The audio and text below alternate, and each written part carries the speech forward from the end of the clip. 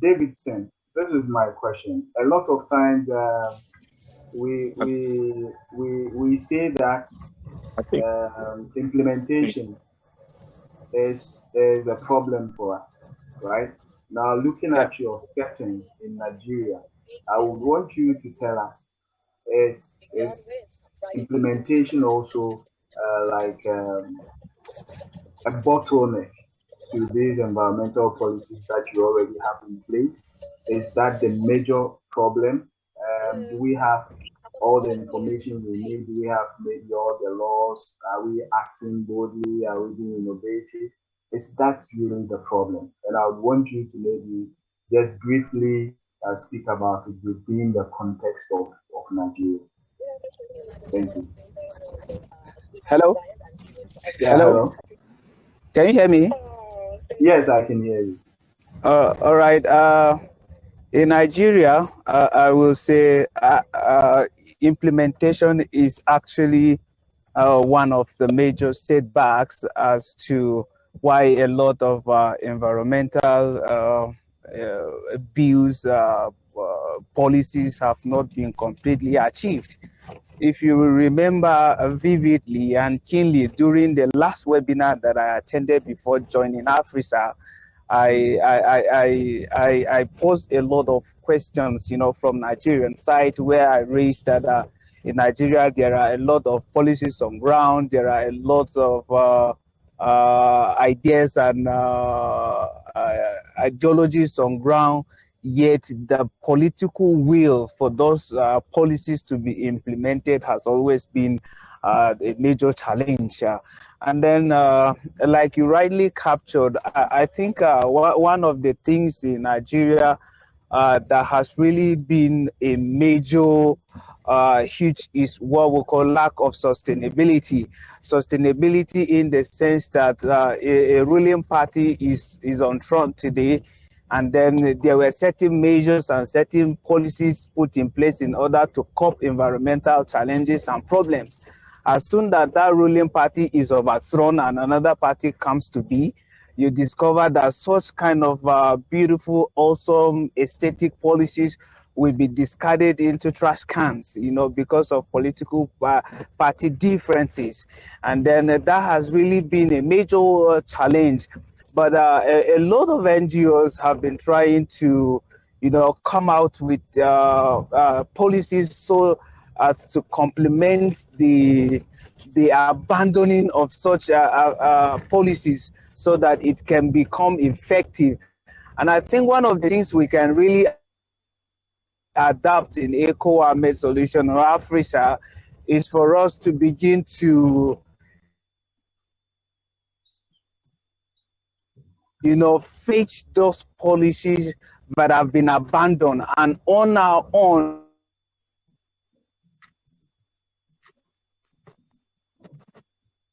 in the we can begin to advocate for which I believe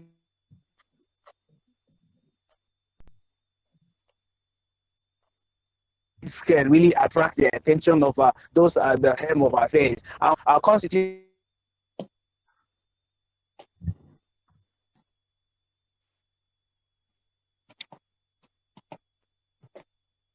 permits for the sponsorship of the flow. Okay, so we've lost Davidson. Yeah, Davidson, are can you you hear back? me?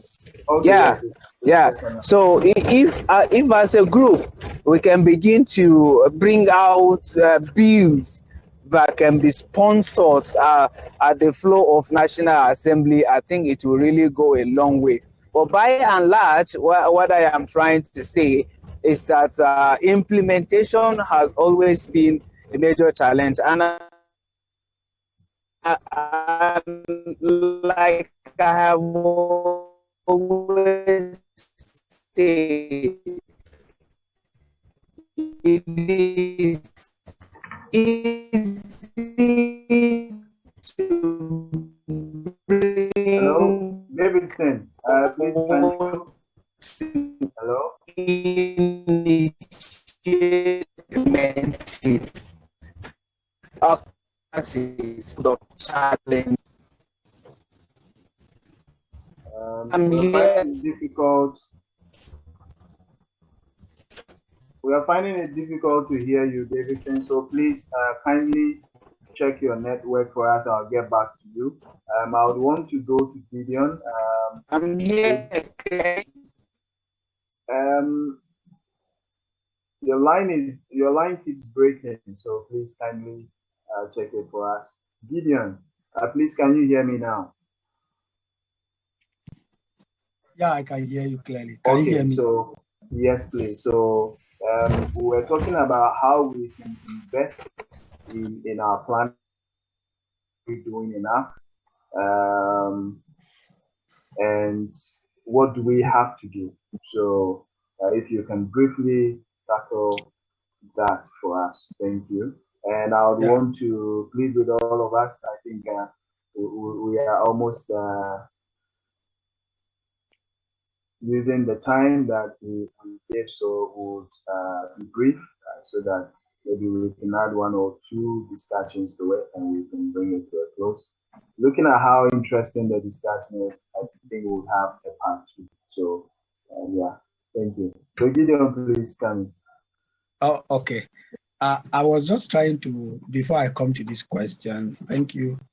There was a question that you attached to when you were talking about if really we have the issue of sustaining our stuff. And you said there's this belief that we don't contribute much to climate change, and that's why there's a sort of discouragement. I think we have a problem. And the problem is that, it is on fact that as Africa only contribute to 2 to 3% of carbon emission, not climate change as a whole, but carbon emission. And that is where people now used to misinterpret carbon emission to be climate change. But we have other components of climate change that is largely coming from Africa. For instance, I will tell you for a fact that at the moment that we are importing almost 800 million tons of plastics across Africa, and these plastics, when they don't degrade, they affect our environment, which now has to do with a sort of climate change.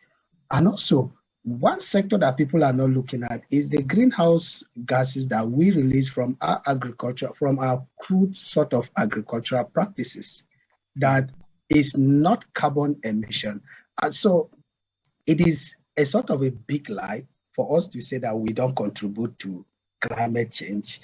And people will always say, okay, it's because we don't have industries. Fine and good. Industries are only for carbon emission.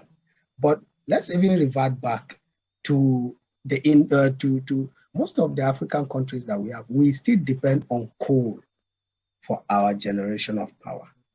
And when we have coal as our as our source of power, then we have issues with climate change. So that is there. I just wanted to maybe put this across so that we will clarify ourselves that we don't contribute. No, we do, and largely.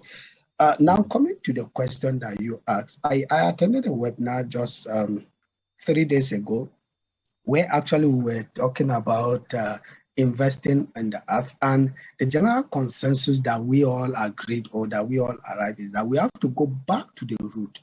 Just like Davidson was saying, and all have alluded to it, is that we have to go back to the root and empower the local people, because the local people are the more contributors of these issues, and they are mostly not knowledgeable.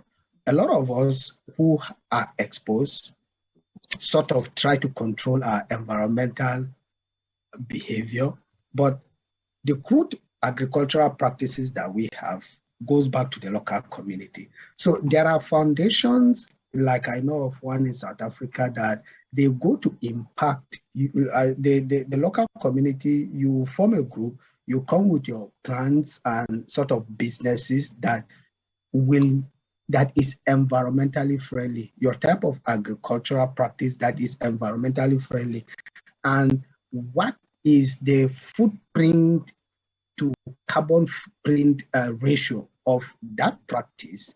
So if your footprint and carbon print, or if the carbon print from your practices are low, that is a good place to invest in, and you have a lot of money to try to improve. While we are developing our economy, we are also investing in the earth.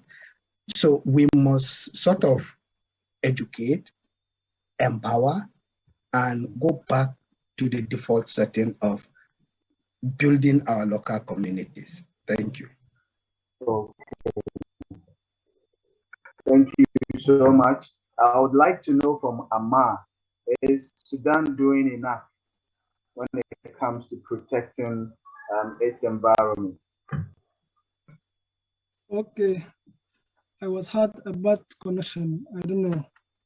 So now I'm back. I want to start from the last point Gosson said. Of course, in Africa, as a continent, we are contributing to the climate change, to the environment. If you compare to other countries like, China, India, we are contributing less than them. But we're also contributing to this climate change indirectly. For example, in Africa, as he said, we depend on charcoal as a power. So deforestation, in order to expand our agriculture or to get charcoal for power. Also, agriculture also is contributing as like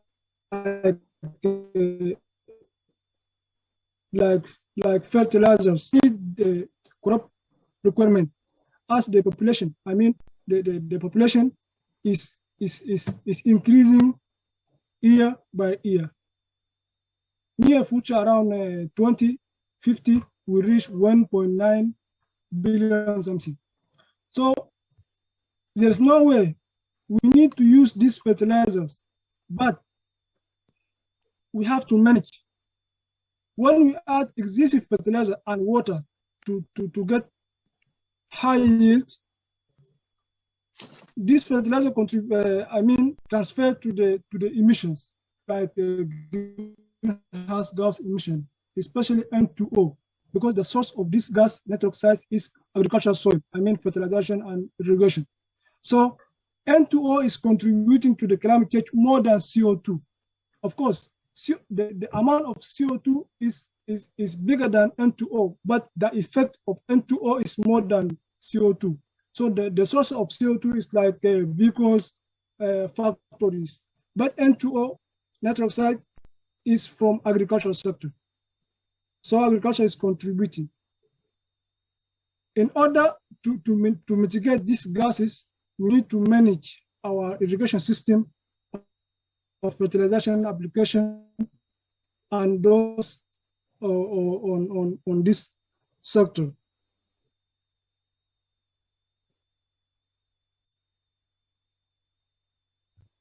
Okay. That's it. Hello? Hello, Ammar? Yeah. Can you hear me? Yes. Please, can you round it up? So, can you round it up for us with your point? Yeah, hello. Are you done? Yeah, of course. Okay, thank you. So I see Bismarck's hand up. Bismarck, please kindly come in. Thank you. All right. Thank you very much. I just want to say something briefly on that point, investing in our planet. For me personally, I think the world at large or globally, there is policies and a lot of engagement on this issue. But I think for us as Africans, we also have to do a lot on how to invest in our planet. Okay, we talk about carbon emissions and all that, but now we are in a stage now where people are talking about renewable energy sources like the sun, investing in solar panels for solar energy, the wind, and all that. But I think Africa must, I know we are doing something on that, in that regard, but I think a lot more has to be done. Even investing in green building, tapping from the wind, proper management of biomass and all that are things that we need to also consider in order to make the planet a safe place for us. I think we've been talking too much about carbon emission, plastic and all that. They're also important. They are very great topics to talk about, but it seems like our focus is just on that. But I think if we should combine that with some of these things on the global front, I think we can go far as a people, as a society. Yes, thank you. Thank you so much. So quickly, we have maybe maximum 10, 12 minutes to round everything up. So I would want us to now move on to the various aspects of the invest in our planet. And I would want to ask Robert, how can we act boldly when it comes to investing in our planet? Do you have, you mind sharing your thoughts with us? How can we act boldly? Or how do we act boldly? How I understand acting boldly. I believe that. Robert, please, your voice is faint. I cannot hear you. Hello. Is it audible now? I don't know. Please, can you hear him clearly? I cannot. Since your voice is far. Hello. Is it better? It's still low. Okay. Yeah, Robert. Yeah. Hello. Is it better now? It's far. So please kindly work on that. I will come back to you, please. So I would want to ask Collins just on the aspect of acting boldly. How can we do that?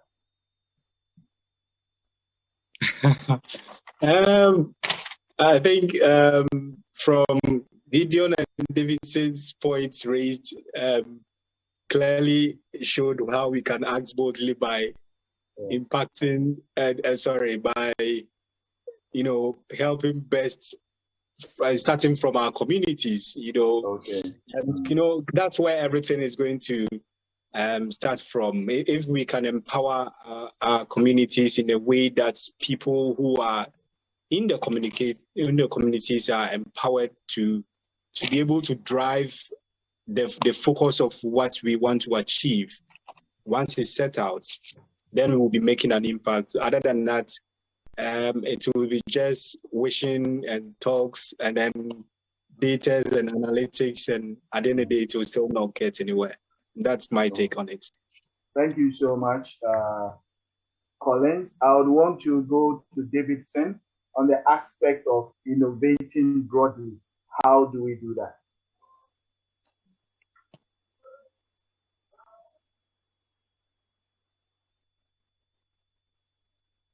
Okay. Can you hear me? Yes, I can hear you. Yeah. I think we are in a digital world, and then the age is turning contemporary already. And if it's turning like that, then there is need for all of us to actually follow suit. But then how can we follow suit? We need to, add up to our thinking capacity. We need to add up to the ideas we have. We need to add up to the intellectualism that God has really endowed on us. Ideas rule the world. And then if we can collectively, the highest investment we can do as a people and as a group is for us to invest our ideas, first of all. Because when we invest our ideas in the course of trying to solve a lot of environmental issues, resources will come forward. I know an ordinary or a layman in the street, when he's asked, will say, okay, resources first of all, but we need to have ideas. Even with the ideas, we can as well generate fundings. And then I feel one other aspect that we can actually achieve this is to have a paradigm shift where the entire Africa will have a change of mindset. Like what Colin's trying to say, it has become an African mentality such that so many things we look at them haphazardly and then they are of no use. We need to change our thinking methods. We need to change our mindset and begin to think not like Africans anymore, not like how we have been figured to be, and then initiate ideas that will bring us out. Thank you so much, Davidson. So a paradigm shift. We need to make use of technology and we need to invest our ideas. Thank you so much. And I'd like to take Gideon's comment or thoughts on implementation again. So if we are able to implement, how do we do so equitably and not in a way that the impact will not be felt across board? So how are we able to do that equitably? Yeah, I wish I could say the truth. I think you should speak the truth because that's what we all need now. The truth is, then maybe a summary. I don't see us doing or acting equitably.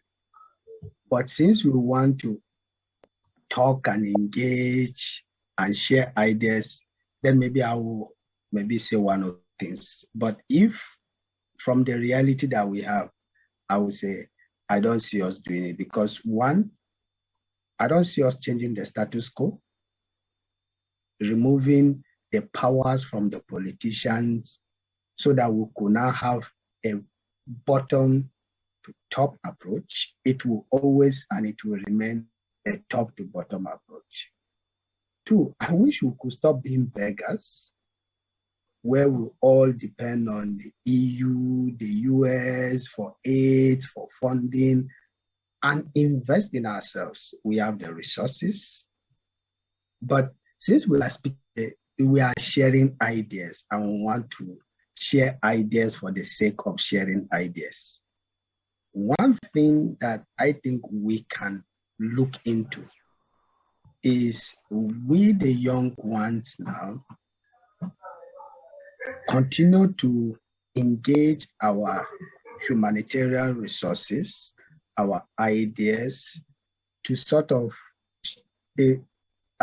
cause the paradigm shift. And instead of focusing on the big guys, we focus now on real change, which is going back to the basics and which is using the little resources that is at our disposal to go back and change the status quo. And when we talk about equitably, we must not focus the center. And that's where I find it a little bit intriguing that all of us that are having this conversation, or most of us, I'm accusing almost all of us, if we have resources now, a lot of us would prefer to stay in Accra, stay in Abuja, we prefer to stay in the capital city. Now, if you stay in the capital city, you have the resources, you won't cause any impact in the capital city. Rather, you go and dine and wine with the big boys. That equitability is not there. But I doubt if we have anybody who will be bold enough to take his resources to go invest in the rural community. And that's where the equitability comes into play, because bulk of the population are in the rural community. Bulk of the people with the lack of environmental literacy are in the rural community. But guess what? That's the most neglected sector. So we need to, if we are talking about equitability now, we need to start from ourselves, where in our study, in our resources channeling the little that we have, let's always go to the local communities instead of depending, or instead of always associating with the big guys in the capital city. Let us go back to the default setting. I think that's where we'll have equitability and a workable sort of environmental change that we all yearn for. Okay, thank you so much, Gideon. So Gideon is discouraging us from those of us who want to bam with the big boys. He's saying that you have to move to move to the communities, the rural areas. But I think that's a very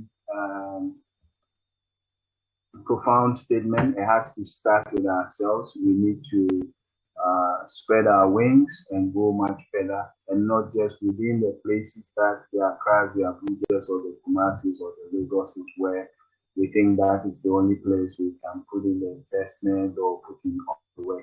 Because a lot of times these hinterlands, like I think one of our panelists said, that's where most of these things go on. The knowledge there, it's not to say that they know nothing, but then they need more of that sensitization, more of that awareness. And so we all have a lot to do.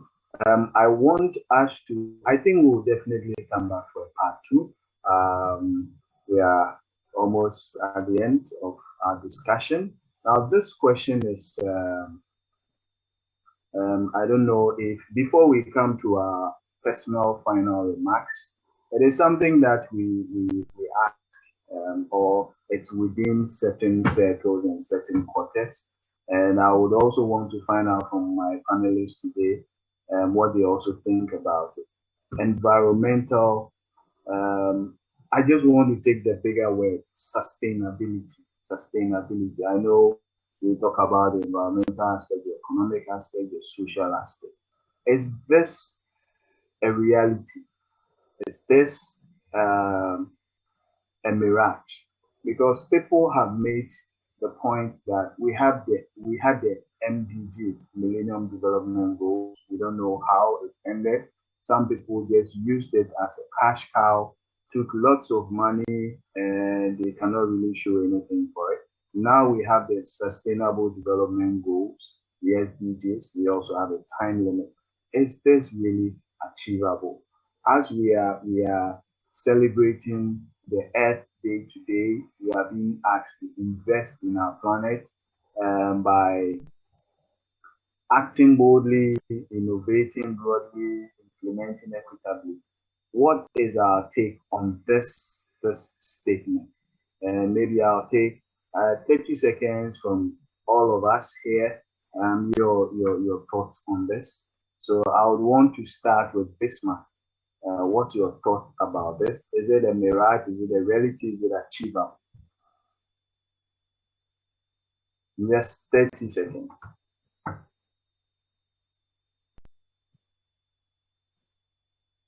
Hello, Bismark.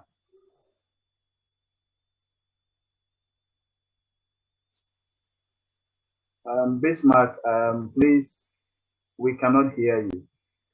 So I'll come back to you. Let me move on to Ammar. Bismark, we cannot hear you, so please check your microphone. Ammar, in 30 seconds, can you give me your thoughts about this environmental sustainability? Is it achievable? Is it a mirage? Is it people who are just using it as a cash cow to make money for themselves? Okay. Yes. I hope you are hearing me. Yes, please. Yeah, in my view, sustainability is reality. So everything you have or you started, you have to ensure you will continue and will be sustainable. Sustainability is reality, but it depends on you, what you are going to do, and you try to ensure it will be continue and sustainable. So I can say that sustainability is reality. Okay, thank you so much. Bismark, please, if you are back in 30 seconds, can you share your thoughts? All right, please, can I be heard now? Yes, please. Yes, please. All right.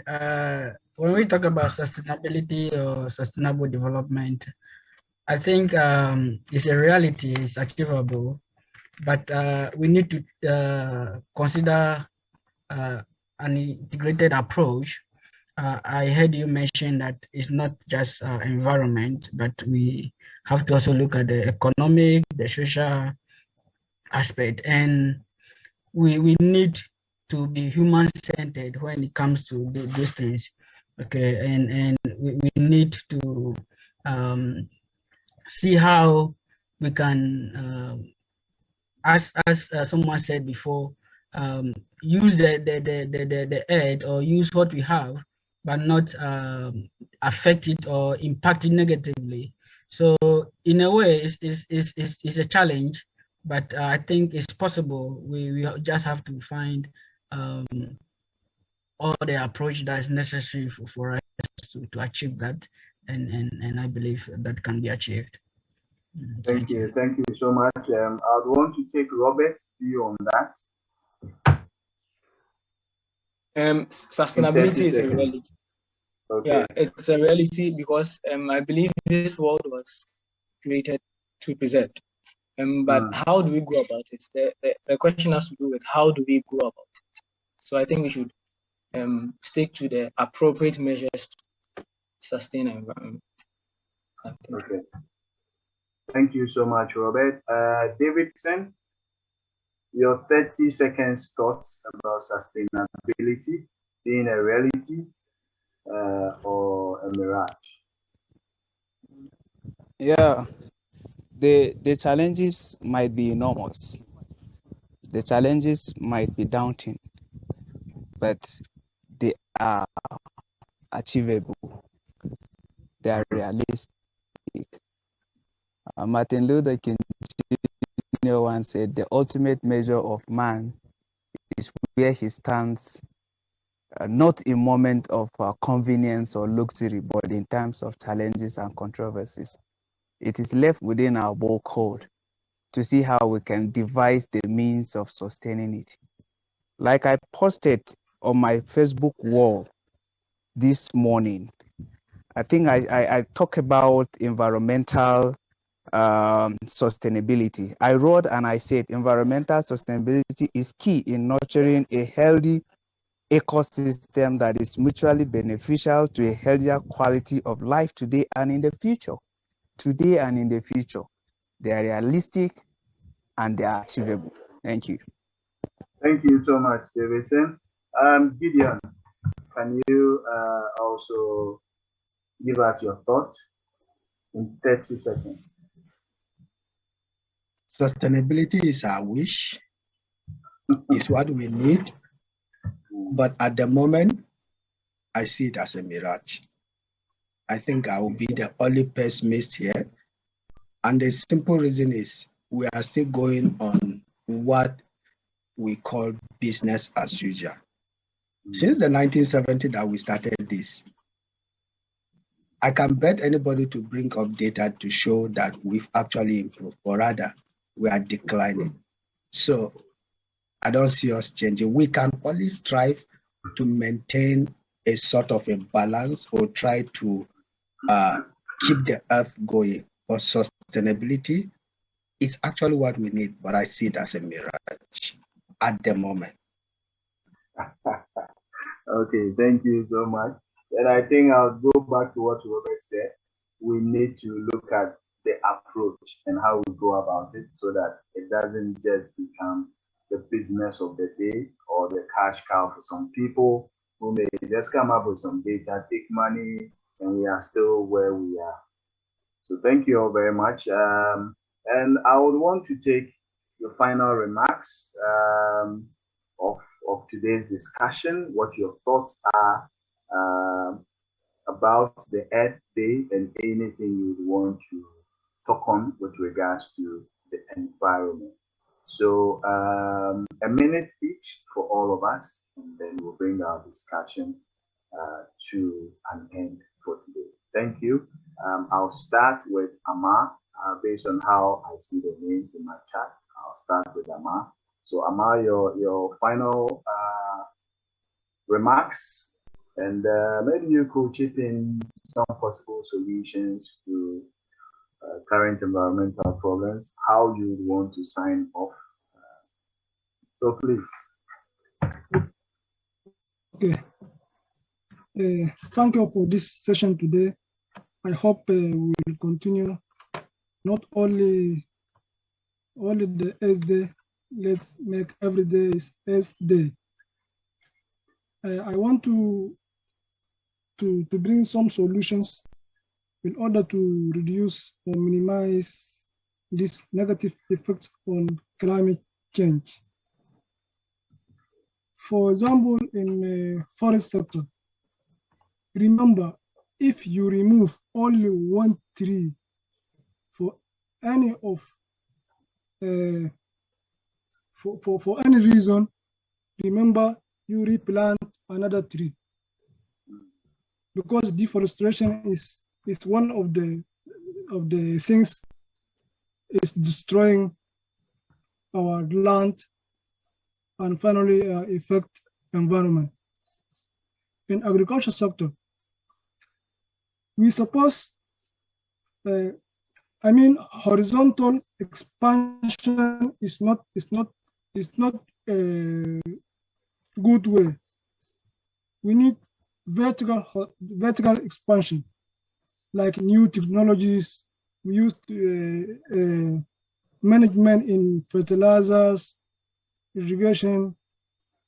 So horizontal expansion may also affect the environment, because when we expand our agriculture horizontally, we may take space.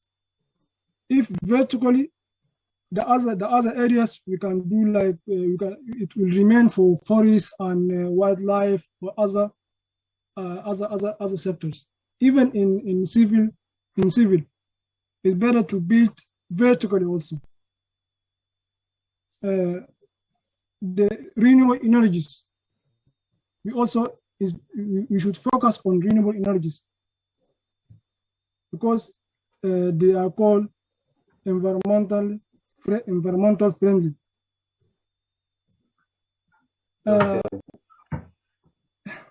Please round up for us. Yes, you are supposed to sign off in a minute. So maybe you try to round it up for us. Thank you. Okay, thank you. Thank you so much, Ammar. And I like one thing that you said: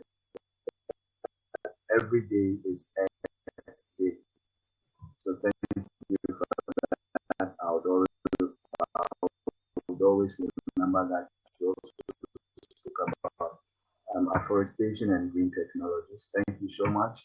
Bismark, in a minute, what would be your concluding remarks? All right. As we celebrate the Earth Day today, and we look at how to sustain our environment, or how to find sustainable solutions to the environmental problems that we have, I think much education, sensitization, or advocacy, and widespread implementation of local, national, and international policies will be the way forward towards sustainable solutions to these problems we have in the environment. I think we need interdisciplinary and integrated approach to solving these issues. Just to mention briefly, when I was in the North, I had a project on WASH, that is water, sanitation and health. And I had a project which was to address open defecation. And you make provisions for them, and you still see people opt for the open defecation whilst the necessary provisions have been made. Why? Because it's not just the scientific and all the technological solutions that are necessary, even the social, the psychological. So we need the engineers, we need the socialists, the psychologists, and everyone on board for this problem to be solved holistically. Yes, thank you. Thank you so much, Bismark. Then I'll come to Davidson. Davidson, in 1 minute, your concluding remarks about the Earth Day, the discussion we've had here, maybe your take-home point. Thank you. Can you hear me? Yes, please. Yeah, it was John Paul II who said, "The earth will not continue to offer its harvest except with faithful stewardship. We cannot say we love the land and then take steps to destroy it for use by future generations." These are my concluding words from this erudite late scholar. We have a lot to do, and with our collectivism, we will achieve more. Thank you. Thank you. We have a lot to do, and we can do so collectively. Thank you so much. And then to Gideon, what are your concluding remarks?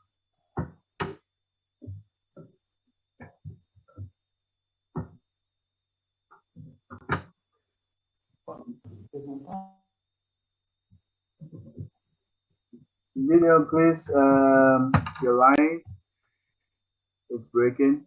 Please, can you check it out?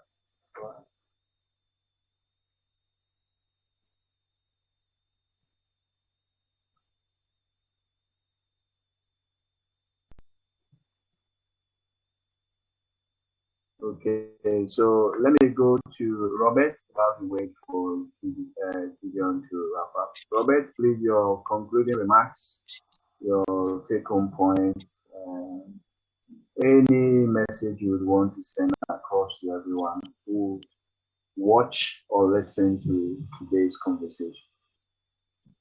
I wish I could repeat exactly what David said. Is it Davidson? Yes, quoted the scripture about stewardship. It was very, very intriguing. Profound. And let me just add a bit to what he said. Stewardship, I think, from a collection of data through to education and implementation, it has got to do with, if you tackle each and every one of them, realize that it has got to do with the attitude behind whatever stage. Right? So if our attitude at whatever stage is not a compromising one, but that one that is selfless and willing to help this earth that was created by the one who also created us. And I think achieving sustainable development may not be 100%, but we can reach an appreciable mark. Thank you very much. Okay, thank you so much, Robert. We need to check our attitude. We need to check our attitude. We don't have to compromise. There's a lot more to do, but we can achieve it. Gideon, please, your closing remarks. Hello, can you hear me now? Yes, please, I can hear you. I would really love to summarize using Davidson's concluding remark to just say that while we sort of put in our commitments, let us not misdirect our energies, because you can put a lot of efforts, but when you are misdirecting your energy, your effort will yield to nothing. So, as Davidson rightly said, as we put on those strategies and we collaborate, let us go back to equitability. Let us invest more in the local communities where we'll have more productivity to at least keep our environment safe. Happy Earth Day to all of us and everyone out there. Thank you. And I'm happy to have joined this conversation. Thank you so much, Gideon. So while we put in our commitment, let us not misdirect our energy. We need to go back to equitability, and we need to invest in our local community. Gentlemen, thank you so much for being a part of the Equame Solutions Earth Day Roundtable discussion. Indeed, I've enjoyed this conversation. I've learned a lot, and I would say that thank you to all of you once again. And it is my hope that these conversations will not end here. We know that we need to do more. We have to put in a lot of efforts. And so whatever take-home points or nuggets